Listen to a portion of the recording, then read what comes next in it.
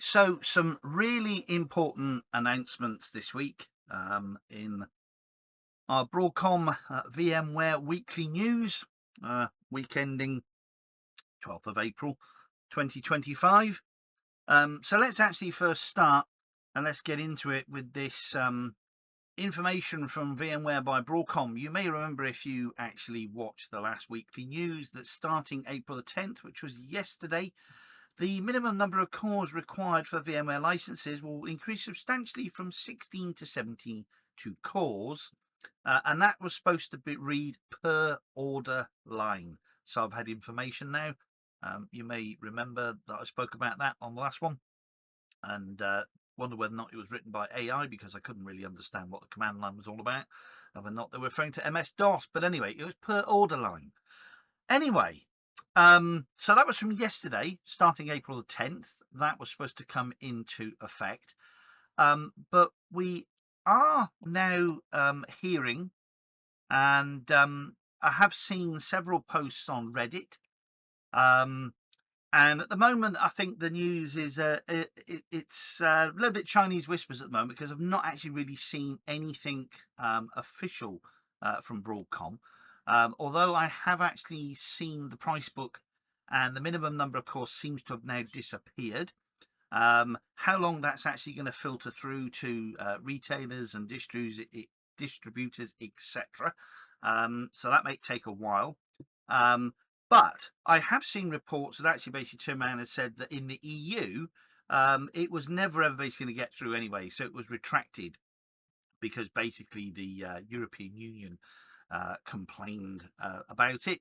So it was never going to happen in the EU. But I am seeing other websites. I'll put this it.daily.net. They sort of kind of seem to suggest the company has reversed its controversial decision to increase the minimum number of VMware licenses, cores they're referring to, from 16 to 72. So I'm not sure at the moment whether or not that's a global or whether or not it's just specifically to the EU. So no more minimum number of core count, certainly in the EU. Maybe applies to the rest of the world. I think we will get more information as it comes out. Now, the next bit of news is quite significant, and so much so that I actually basically thinks that it needs this.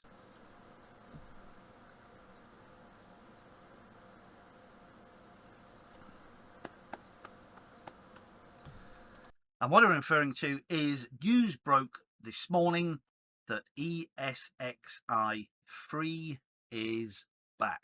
Yes, that's right, folks. You heard it. ESXi free is back. Watch the screen. So if you actually basically create a Broadcom account, and I think that we are sort of kind of hearing that, you know, Hotmail accounts and Gmail accounts may not necessarily work. I don't know about that. But anyway, if you log into your Broadcom account, and this is a Broadcom account here where I do not have any enterprise agreements or any site ID, if I go to my downloads, if I click free software downloads available here, and I click the free software downloads available here, same place that I would go to download VMware Workstation Pro. If I now click VMware vSphere Hypervisor, and you will immediately notice you've also got then VMware vSphere Hypervisor. If you click that, you will notice that there is a release 8.0 U3E, which is the latest release of ESXi, which is now available to download for free. As you can see here, there's no entitlement button here that I need to tick, and I can click that download button there, and it will download that ISO for me. So there you go. As I said yesterday in one of my videos about seek and ye shall find. So you can go to the Broadcom site now, and you can download your ESX ISOs for your home lab. So once again, thank you very much, Broadcom. That's certainly going to help me in the community, feeding back, and now once again able to get people back into VMware vSphere Hypervisor, And hopefully from that we can encourage people to write articles and then apply for the VMware vExpert program.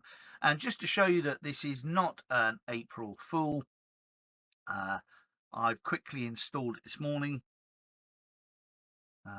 So hang on a minute here, if I can remember the IP address, because it's in our other lab. I can also basically show you. Now it is ESXi free, or as with the older versions of ESXi free, you would need to actually basically register for a license for it. Well, the license now comes pre-baked. If I basically just go to licensing, not frightened here to show you this particular key because it's the same key that's baked in with every single version that you now download. So ESXi free, of course, still has the same constraints wrapped around it. One, you can't add it to vCenter Server. You could never add ESXi free to VMware vCenter Server anyway. ESXi free, the free version, doesn't unlock the APIs, so things like Veeam backup and replication don't work with it. However, there are workarounds for that using other backup software. You can remove the license. You can assign a new license.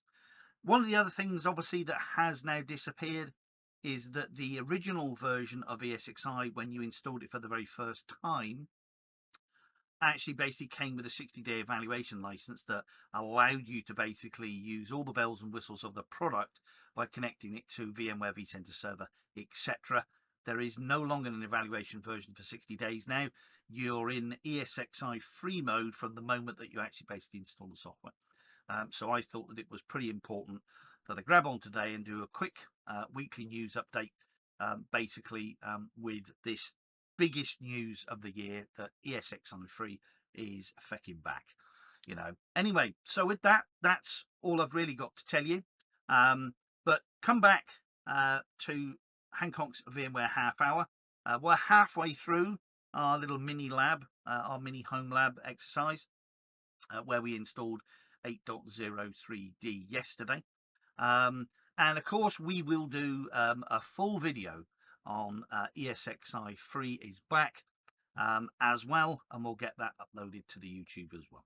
Okay, anyway, thank you very much, and goodbye.